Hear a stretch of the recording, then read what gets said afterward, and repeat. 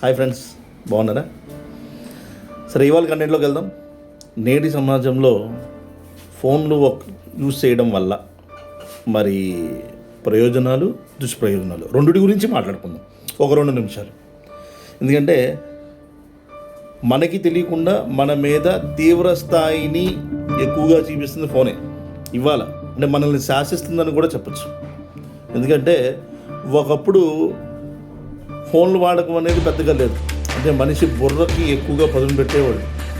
ఇవాళ రోడ్డు మీదకి వెళ్ళి 1 డజన్ మామిడి పళ్ళు తీసురంటారా అంటే ఏదో ఒక 100 రూపాయలకో 120 రూపాయలకో కొనుక్కొచ్చి అరే కాయ ఎంత పడిందిరా అంటే ఫోన్లో క్యాలిక్యులేట్ చేసుకొని మరీ చెప్పే రోజుల్లో మనం ఇవాళ ఉన్నాం. అంటే అంత దుస్థితిలో మనం వచ్చేసాం. అంటే పిల్లవాడు తను ఒక కృష్ణా జ్ఞానాన్ని కూడా కోల్పోతున్నాడు. అంటే ఇది ఎక్కడి నుంచి మొదలైంది అంటే పుట్టినప్పటి నుంచి కూడా మనం చెప్పాలి. ఎందుకంటే మా రోజుల్లో చిన్నప్పుడు పిల్లలు అన్నం తినట్లేదు అంటే తల్లి ఏదో చందమామని చూపించో, లేకపోతే బయట ఉన్న పిల్లలు చూపించో, లేకపోతే ఇంకోటి ఏదో చూపించి దగ్గర గోరుముట్ట చూపించే ఉండేవాళ్ళు. కానీ ఇవాళ ఏం చేస్తున్నారు, ఈ ఫోన్ వచ్చేసే బయటికి ఫోన్ ఎదురుగా పెట్టేసి ఏదో రైమ్స్ అనో, లేకపోతే ఇంకోటి ఏదో బొమ్మలనో, లేకపోతే ఇంకోటి ఏదో, అంటే తప్పని కాదు, కాకపోతే వాళ్ళ అవసరాల దృష్ట్యా, లేకపోతే వాళ్ళ పనుల దృష్ట్యా, లేకపోతే ఇంకోటి ఏదైనా కావచ్చు. కానీ సరే, నేటి సమాజం జరుగుతుంది. పూర్తిగా చిన్నప్పటి నుంచే ఈ ఫోన్లు యూజ్ చేయడం అనేది మరి అంతవరకు సబబు కాదని మా ఉద్దేశం.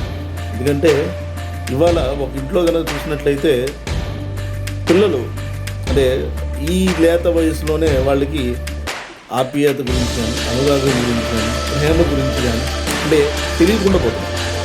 ఎలాంటి ప్రేమలు ఎక్కువైపోతున్నాయి అంటే బయట మనం నేటి సమాజంలో మనం చాలా వరస్ట్గా చూస్తాం. అంటే ఇది కూడా ఫోన్ ద్వారా వస్తున్నాయని కూడా వేరే విషయం. కానీ ఏది అవసరమో దాన్ని చూడకుండా మరి మిగతాయన్నీ కూడా రావటం, అవి కేవలం పిల్లల మనసులో ఇవి ఎక్కువగా నాటుకుపోవడం, మరి ఇలాంటివన్నీ కూడా నేటి సమాజంలో జరుగుతుంది.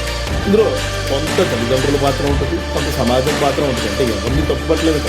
కానీ నేటి సమాజంలో ఫోన్ యొక్క వాడకం చాలా వరకు తగ్గిస్తేనే మనం బాగుంటుంది. ఎందుకంటే ఫోన్ అవసరమే, మన అవసరాల కోసం ఫోన్ అవసరమే.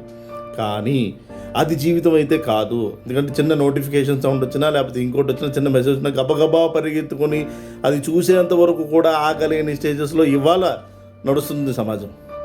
మరి అలాంటి సమాజంలో మనం పిల్లలకే కానీ, మరి పెద్దలకే కానీ, మరి బంధాల గురించి కానీ, లేకపోతే విలువల గురించి కానీ ఏం నేర్పిస్తాం. మరి ఇలాంటివన్నీ కూడా పిల్లల మనసులో బాగా నాటుకుపోవడం. ఓల్డెన్ డేస్లో, పాత రోజుల్లో బయటికి వెళ్ళి ఏమన్నా సెలవులిస్తే ఆడుకుంటారా అని చెప్తే పిల్లల దగ్గర పంపించేవాళ్ళు. సాయంత్రం అయ్యేపాటికి పిల్లలందరూ రోడ్డు మీద తన దగ్గర వచ్చి ఆడుకుంటారు, లేకపోతే ఇంకోటి పని ఏదో చేసుకుంటూ, లేకపోతే రోడ్డు మీదే అన్ని చిన్న చిన్నవన్నీ ఆఖరికి ఆడపిల్లలు అయితే స్కిప్పింగో, లేకపోతే సైకిల్లో ఏదో ఒకటి ఆడుతూ ఉండేవాళ్ళు. ఇవాళ రోజున చాలా బాగా ఏం చేస్తున్నారంటే ఫోన్ పట్టుకుని ఇంట్లో కూర్చుంటున్నారు. మరి దానివల్ల వాళ్ళకి ఏం తెలుస్తుంది? మనం ఏం నేర్పిస్తున్నాం? రేపటి సమాజానికి మనమే నేర్పిస్తున్నాం. తల్లిదండ్రులుగా కావచ్చు, లేకపోతే రిలేటివ్స్గా కావచ్చు, లేదా బంధువులుగా, లేకపోతే ఇంకేమన్నా కావచ్చు. మనం ఏం నేర్పిస్తున్నాం పిల్లలకి? మరి రానున్న సమాజమే కదా మనంతా కూడా. మరి India is a developing country అని మాట్లాడతాం కదా. మరి ఈ సమాజాన్ని మనం ఇలా కనుక తయారు చేస్తూ ఉంటే మరి నేటి సమాజంలో విలువలతో కాకుండా వేరే వాటితో పెరగాల్సిన అవసరాలు ఇవాళ బాగా వస్తున్నాయి.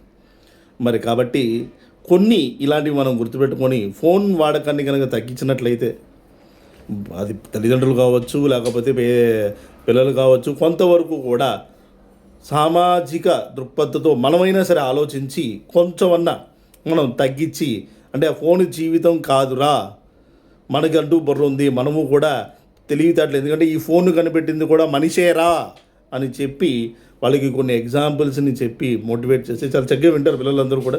కాకపోతే ఇందులో ప్రత్యేకించమైనటువంటి పాత్ర పోషించాల్సింది ఏంటంటే తల్లిదండ్రులుగా, సమాజం రెండు కూడా.